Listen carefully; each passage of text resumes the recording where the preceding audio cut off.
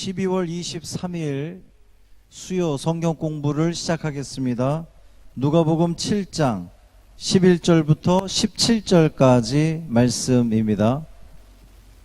신약 성경 100쪽 누가복음 7장 11절부터 17절까지 말씀입니다. 우리 함께 읽겠습니다. 그 후에 예수께서 나인이란 성으로 가실새 제자와 많은 무리가 동행하더니 성문에 가까이 이르실 때에 사람들이 한 죽은 자를 메고 나오니 이는 한 어머니의 독자요 그의 어머니는 과부라.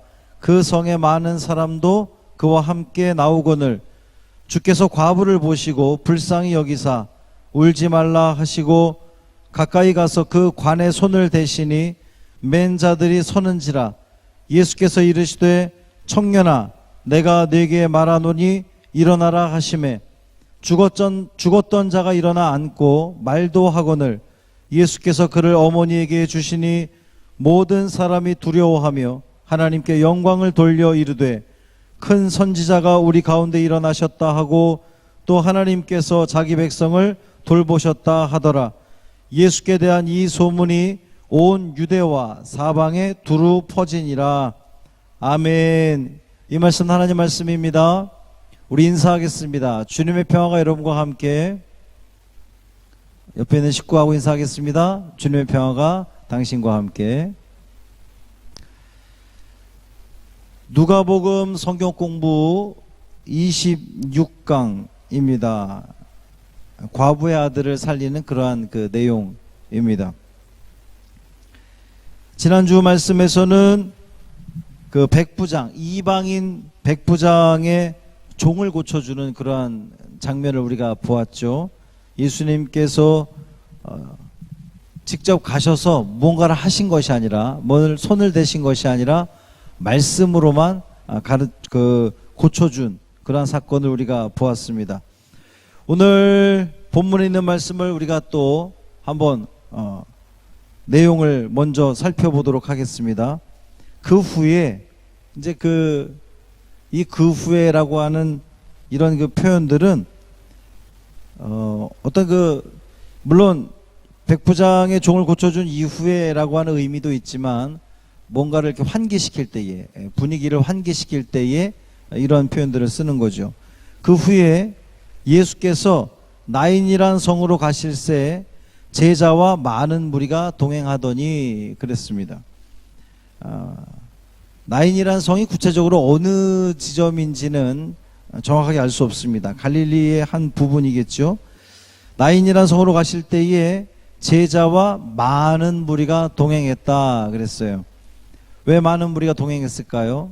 이제 예수님의 기적적인 그 사건들, 뭐 병도 고치고 또 말씀도 하시고 이제 이런 그 많은 일들을 통해서 많은 무리가 예수님을 따라다니게 됐다라고 하는 거예요. 뿐만 아니라 여기서 많은 무리가 있다고 하는 것은 그만큼 이 사건에 대한 증인들이 많이 세워졌다, 또 이렇게 볼 수가 있습니다. 이제 성문에 가까이 이르실 때에 사람들이 한 죽은 자를 메고 나오니 이는 한 어머니의 독자요 그의 어머니는 과부라. 그 성에 많은 사람도 그와 함께 나오거늘 그랬습니다.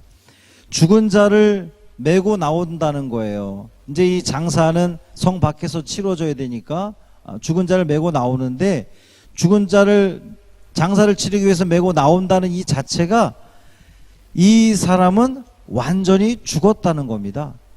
그냥 뭐 이렇게 일시적으로 기절한 상태, 뭐 잠깐 정신이 나간 상태, 이것이 아니라 완전히 죽었기 때문에 장사를 치른 거예요. 죽은 자를 메고 나왔다 그랬습니다. 이는 한 어머니의 독자요 그의 어머니는 과부라 그랬어요. 이 지금 과부의 아들이 죽은 건데 독자입니다. 그러니까 지금 과부는 남편을 잃고 살아왔던 사람이잖아요. 그동안 남편 없이 살아온 사람이었는데, 더군다나 성경에서 과부 그러면 아주 불쌍한 사람의 대명사, 고아와 과부, 이게 관용어처럼 그 쓰일 정도로 과부 그러면 돌봐야 될 사람, 아주 사회적으로 약자를 말하는 거예요. 이 과부에게 아들이 둘이나 셋이 있던 것도 아니고 독자, 아들 하나밖에 없었답니다. 남편을 잃고 이 아들만 보고 살았을 거란 말이죠. 근데 그 아들조차도, 독자까지도 죽었다는 거예요. 얼마나 이 지금 상황이 심각한 상황인지를 나타내 주는 겁니다. 과부였는데 그 유일한 희망, 유일한 소망인 아들까지도, 하나밖에 없는 아들까지도 죽은 거예요. 얼마나 불쌍합니까? 이제 그 성에 많은 사람도 그와 함께 나왔다 그랬어요. 이 과부의 삶이 많은 이들의 동정을 얻을 만큼 그러한 그 주변에 있는 이웃들로부터 사랑받는 그러한 그 삶을 살았다라고 볼 수가 있고, 또 한편으로 보면 많은 이들이 와서 슬퍼할 만큼 얼마나 안타깝습니까? 과부인데 아들까지도 이제 죽게 되었으니까 너무나 이 그 상황이 안타까워서 많은 이들이 위로하기 위해서 나왔다는 거죠. 이제 그 장례 행렬에 함께 했다라고 하는 거예요. 주께서 과부를 보시고 불쌍히 여기사 울지 말라 말씀하십니다. 지금까지 누가복음 앞에서는 주께서라는 표현보다는 예수님께서, 예수께서 이렇게 다 이제 표현되는데, 여기서 주께서라고 표현을 하고 있어요. 예수님을 주님으로 표현하고 있습니다. 그러니까 주님으로서의 그 예수님의 능력을 기대해 볼 수 있는 그러한 표현이다, 이렇게 볼 수가 있어요. 주께서 과부를 보시고 주님이 보아주셔야 된다는 겁니다. 계속해서 말씀을 드리지만 예수님께서 보아주시면 그 문제가 해결될 수 있는 그 기회, 가능성이 있다는 거죠. 과부를 보시고 불쌍히 여기사 울지 말라 말씀하셨습니다. 불쌍히 여겼다 그랬어요. 여기서 이 불쌍히 여긴다고 하는 것은 이 단어 자체가 내장을 의미하는 겁니다. 그러니까 이 모든 이 내 장기들이 아플 정도로 그렇게 안타까운 마음을 가지고 그 여인을, 과부를 바라본 거예요. 불쌍히 여기사 울지 말라. 사실 이제 우리가 그 지난주에도 장례를 우리가 치렀지만, 장례식에 가서 울지 말라라고 말하는 것은 의미가 없어요. 우리 김진환 성도 아내 되시는 이복금 성도에게도, 성도도 이제 또 그 자녀들이 또 그렇게 많은 눈물을 흘렸습니다. 물론 당연하죠. 그런데 울지 말라고 저는 이야기를 하지 않았어요. 뭐 우리가 생각적으로는 이성적으로는 천국 갔으니까, 예수 믿고 천국 갔으니까 기뻐해야 된다, 감사해야 된다, 뭐 이렇게 생각을 하지만, 사실 장례를 치러본 분들은 다 모두가 다 공감하는 그런 그 부분입니다. 식구가 죽었을 때에 천국 가는 거 알지만 눈물이 나는 것은 어쩔 수 없는 거예요. 다시 볼 수 없기 때문에 예수님께서 이 과부를 보시고 그를 불쌍히 여기셨습니다. 그리고 예수님은 마음을 먹으셨어요. 이미 그 과부를 보았을 때에 죽은 그 아들을 살릴 것을 이미 작정하셨겠지요. 하지만 이 그 과부에 대해서 울지 말라라고 말씀하셨던 것은, 그렇게 왜 내가 고쳐줄 거니까 울지 말라, 이러한 의미라기보다는 이제 하나님의 능력이 너에게 임할 것이기 때문에 울 이유가 없어졌다라고 하는 것을 말씀하시는 거예요. 단순한 위로의 차원이 아니라 그 이상의 기적을 생각할 수 있게 되는 그러한 그 표현이란 말이죠. 울지 말라. 그리고 가까이 가서 그 관에 손을 대셨다 그랬어요. 이제 맨자들이 섰습니다. 지난 시간의 말씀에서는 그 백부장의 종을 말씀으로만 고치셨죠. 그런데 오늘 본문에서는 관의 손을 대셨다 그랬어요. 예수님께서 이제 그것이 병을 고치는 것과 죽은 자를 살리는 것의 어떤 그런 무게감 때문에 죽은 자를 살리는 게 더 힘드니까 예수님이 관에 손을 대셨을까요? 그건 아닐 거란 말입니다. 예수님은 병든 자를 말씀으로도 고치시지만 죽은 자도 말씀으로 살리실 수 있는 그러한 분이신 줄 믿습니다. 예수님께서 근데 관에 손을 대셨어요.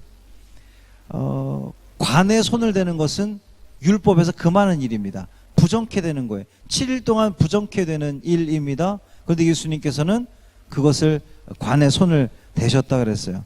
위험을 감수하고 당신이 부정케 되는 것을 감수하고 손을 대셨다는 거예요. 왜 그렇습니까? 왜 그러셨을까요?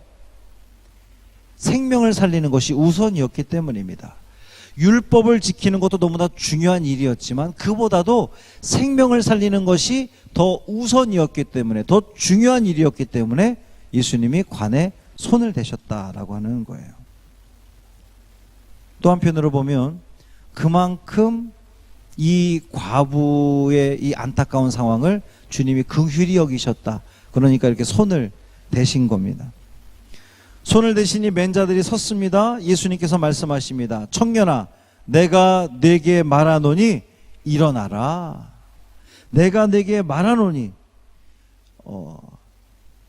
이것은 이 내가 네게 말하노니라고 하는 표현은 신적인 권위, 나에게 있는 권위, 예수께 있는 권위로 이 죽은 자를 살리는 거예요. 그만큼 예수님은 하나님의 아들로서 또 하나님으로서 이런 그 신적인 권위를 가지고 내가 내게 명령한다. 그러니까 죽음까지도 정복하시는 예수님의 모습을 보는 거죠. 내가 내게 말하노니 일어나라. 근데 우리 성경에서는 이게 일어나라라고 번역이 되어 있지만 이 원어를 보면 수동태로 되어 있습니다. 그러니까 일으킴을 받으라라는 거예요. 그럼 누가 일으켜주는 겁니까? 하나님이 일으켜주는 거죠. 하나님이 일으켜줌을 받으라, 이렇게 지금 예수님은 명령하시는 거예요. 그때에 죽었던 자가 일어나 앉고, 완전히 죽었던 자가, 기절했던 상태가 아니라 완전히 죽었던 자가 일어나 앉고 말도 하거늘. 예수께서 그를 어머니에게 주셨다 그랬어요. 자, 죽었던 사람이 살아났습니다. 이것은 부활이 아니라 소생이에요. 그러면 소생과 죽었다 살아난 이 과부의 아들과 또 죽었던 그 나사로와 그리고 예수님도 죽었다가 살아나셨잖아요. 그럼 다 똑같은 부활일까요? 그렇지 않다는 겁니다. 그들은 죽었다 살아나는 건 분명하지만 다시 죽은 거예요. 아직까지 살아있습니까? 아니죠. 그들은 그러니까 소생이라는 단어를 쓰는 겁니다. 예수님께서 죽음에서 살려주었어요. 그러나 그들은 다시 죽었습니다. 예수님은 지금도 살아계십니다. 그 차이예요. 부활과 소생의 차이라는 거죠.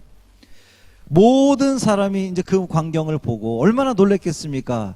장사 다 지내서 이제 들고 나오는 이 그 과부의 그 아들을, 독자를 살렸어요. 모든 사람이 두려워합니다. 하나님의 그 능력을 본 사람들은 1차적으로 오는 반응이 두려움이에요. 그것이 무서움일 수도 있지만 놀람인 거죠. 아주 극도로 놀란 거예요. 하나님에 대해서 두려워하는, 그 경외하는 마음을 갖게 되는 거죠. 모든 사람이 두려워하며 하나님께 영광을 돌렸다 그랬어요. 그러면서 그들이 말하기를 큰 선지자가 우리 가운데 일어나셨다. 이제 일반적인 선지자들도 기적을 행하죠. 그런데 큰 선지자이기 때문에 죽은 자를 살릴 수 있었다라고 하는 거죠. 죽은 자를 살렸던 이들이 또 있죠. 엘리야도 죽은 자를 살렸고 엘리사도 죽었던 자를 살렸습니다. 큰 선지자. 그래서 사람들은 예수님을 일컬어서 엘리야냐 이렇게 물었던 적이 있죠. 큰 선지자가 우리 가운데 일어나셨다 하고 또 하나님께서 자기 백성을 돌보셨다 이렇게 고백합니다. 큰 선지자가 나타났을 뿐만 아니라 이 기적은, 죽은 자가 살아난 기적은 하나님께서 자기 백성을 돌보셨기 때문에, 여기서 이 돌보셨다라고 그 번역이 되어 있지만 또 다른 번역으로 보면 방문하셨다 이렇게 볼 수가 있습니다. 하나님이 방문하셨던 거예요. 왜? 구원하시려고. 하나님께서 자기 백성을 구원하시기 위해서 방문하셨다는 겁니다. 살리시기 위해서 찾아오셨다는 거예요. 그리고 이 예수에 대한 소문이 온 유대와 사방에 두루 퍼지니라. 이 소문을 누가 낸 겁니까?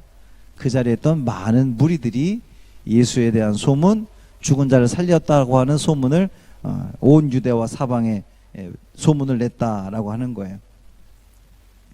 자, 오늘도 이제 제가 질문을 던지고 여러분들 한번 질문을 답해 보시길 바랍니다. 노트 준비하셨죠?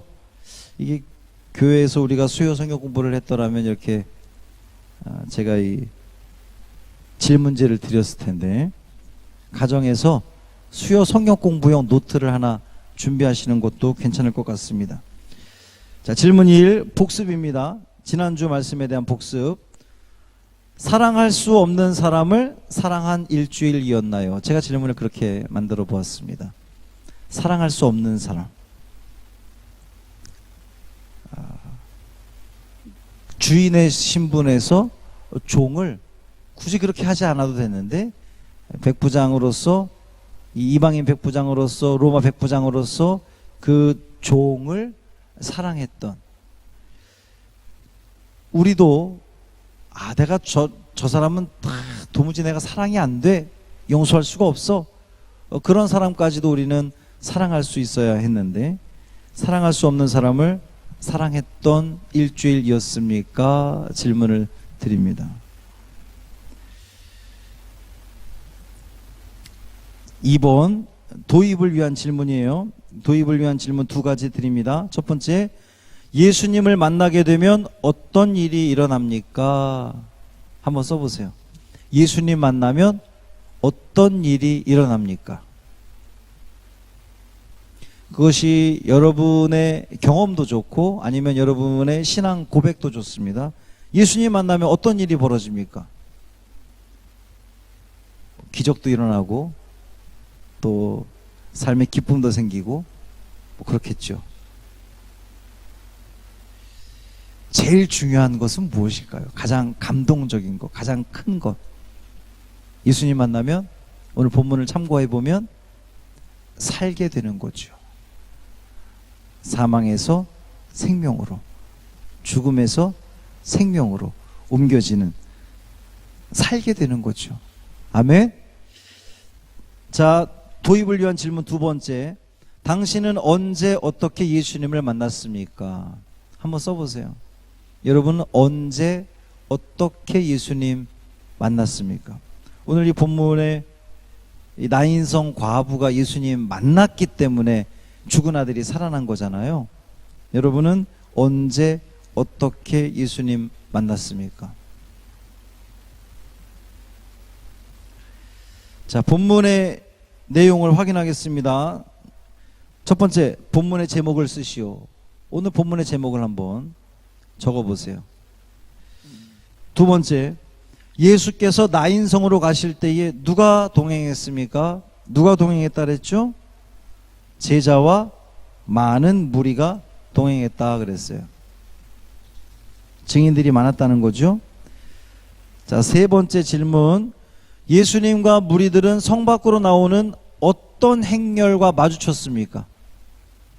어떤 행렬과 마주쳤죠? 죽은 자를 메고 나오는 무리들과 마주쳤습니다.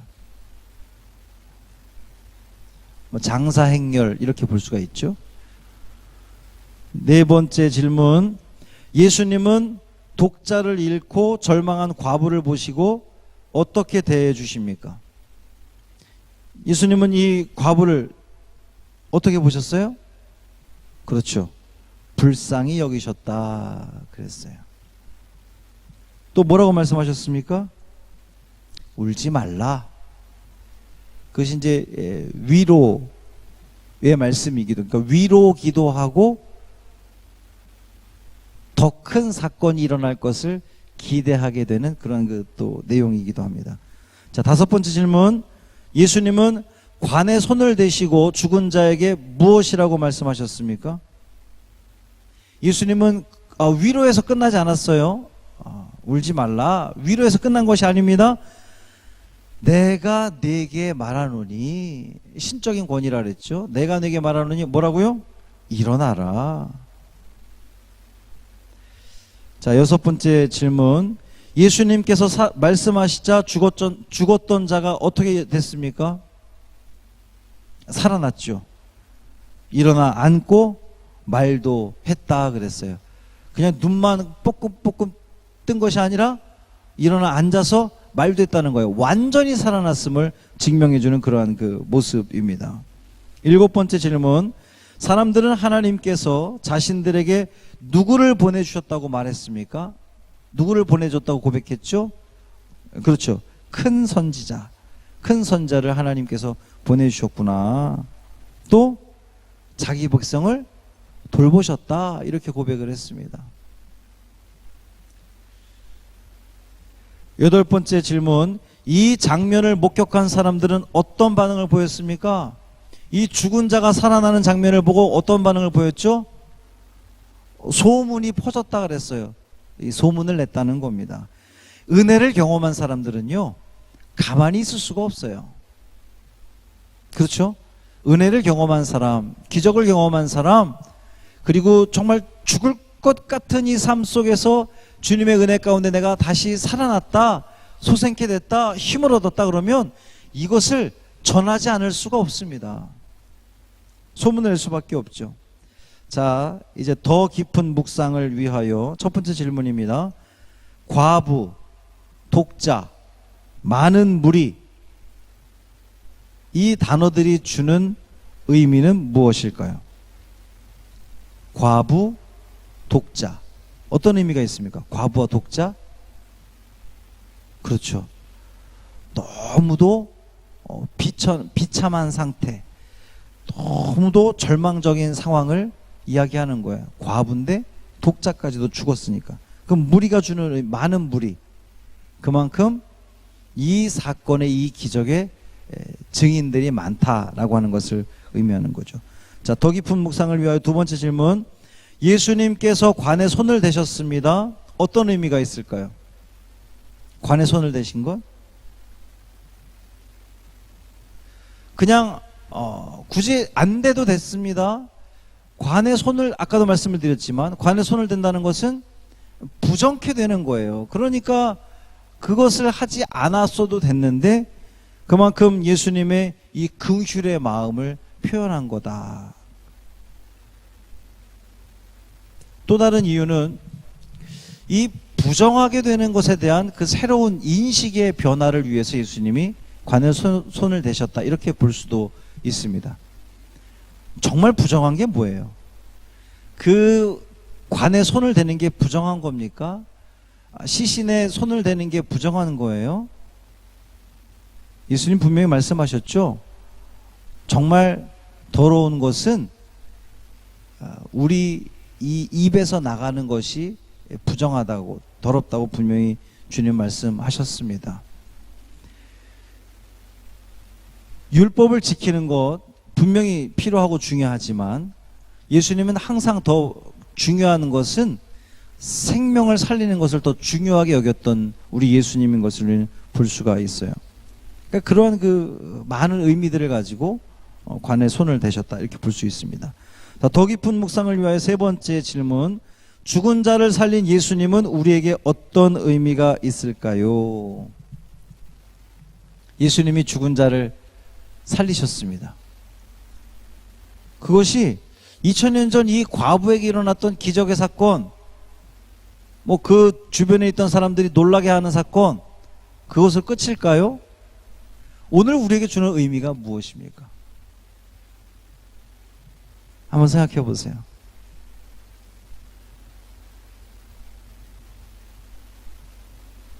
생각하고 계시죠? 이게 이 현장에 있었으면 제가 질문을 던지고 여러분들이 한참을 좀 이게 생각할 시간을 드렸는데 이게 영상으로 하다 보니 좀 한계가 있습니다. 죽은 자를 살린 예수님, 그 예수님이 그 기적의 예수님, 죽은 자도 정말 전능하신 예수님, 그 예수님께서 우리도 살릴 줄 믿습니다. 우리의 그 모든 삶, 특히 이 코로나 시대를 살고 있는 우리가 이건 못지않은 절망적인 상황을 살고 있는 우리에게 주님께서 다가오셔서 우리를 긍휼히 여겨주시고 우리를 불쌍히 여겨주신다면 우리도 살아나게 될 줄 믿습니다. 또 예수님이 죽은 자를 살리셨을 뿐만 아니라 당신도 죽음을 이기시고 부활하셨기 때문에 죽음이 끝이 아니라는 것을 우리 모두에게 알려주셨죠. 그리고 그 생명의 소망을, 천국의 소망을 갖게 하는 은혜를 주셨다라고 하는 거죠. 자, 마지막 적용입니다. 적용의 첫 번째는 항상 하나님은 어떤 분이십니까? 여러분 한번 적어보세요. 오늘 본문을 통해서 우리가 고백할 수 있는 나의 하나님 어떤 분이십니까?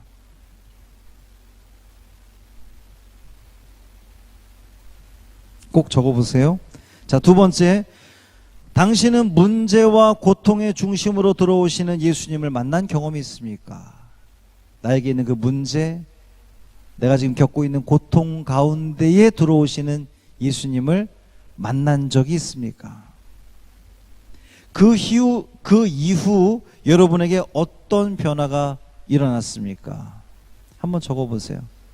굉장히 중요한 시간입니다. 내가 하나님의 그 기적과도 같은 은혜를 경험했는데 그것을 우린 자꾸만 잊어버리잖아요. 다시금 그런 기억들을 되살리는 과정, 또 작업이 필요합니다. 여러분의 문제 속에, 여러분의 고통 가운데 찾아와 주셔서 해결해 주셨던, 여러분을 살려주셨던 그 예수님 만난 그 경험을 한번 좀 적어보십시오. 마지막 세 번째, 죽은 자를 살리는 예수님을 만나기 위해 우리는 어떻게 해야 될까요? 예수님이 죽은 자를 살리셨습니다. 이 여인이, 이 과부가 주님 만났기 때문에 그런 그 기적, 은혜를 경험했던 거잖아요. 그럼 우리는 어떻게 해야 됩니까? 우리도 우리의 삶 가운데 이러한 그 기적과 살게 되는 그 은혜를 누리기 위해서 어떻게 해야 될까요? 주님 만나기 위해서